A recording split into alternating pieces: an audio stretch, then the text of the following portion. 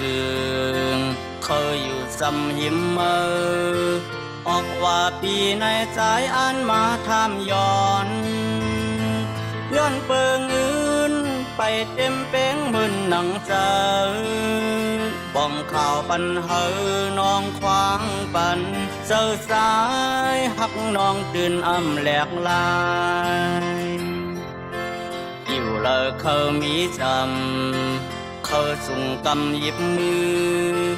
ว่าเลยก็เขามีน้องห่มไปจอมย้อนเปิดใจออกหาเงินมีอยู่ไกลอำไปสร้างปอกพอดมาถึงสั่งนางยินฉันโตหูป้องเสยอย่าไปหันผิดทางปีลืมแต่ออกว่าปีมาในสายอ่านไหลอยู่โฮมเป็นหอเป็นเฮินใจคัดเจอหอมเงินอยู่ตาปุ่นสองหาเตเจียวเลยคอยอยู่ซ้ำอย่าไปเสาวนเปิงเขาปล่อยพาลืมใจออกเสอเขาเมื่อห่มอกก็เมื่อแทงเปิดท่าใจ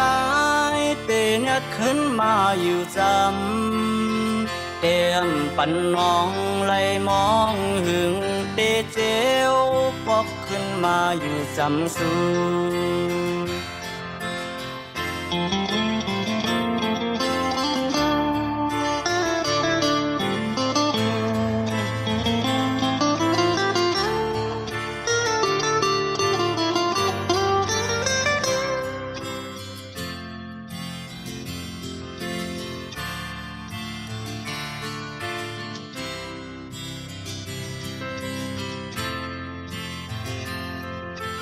อยู่เลยเขามีจ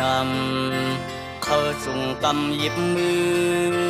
ว่าเลยก็เขามีน้องห่มไปจอมย้อนเปิดใจออกหาเงินมีอยู่ไกลอำไปสร้างปอกพอดมาถึงสั่งนางยินฉันโตหูป้องเสยอย่าไปหันผิดทางปีลืมแต่ออกว่าปีมาในสายอ่านไหลอยู่โฮมเป็นหอเป็นเฮินใจคัดเจอหอมเงินอยู่ตาปุ่นสองหาเตเจียวเลยคอยอยู่ซ้ำอย่าไปเสาวนเปิงเขาปล่อยพาลืมใจออกเสอเขาเมื่อห่มอกก็เมื่อแทงเปิดท่าใจ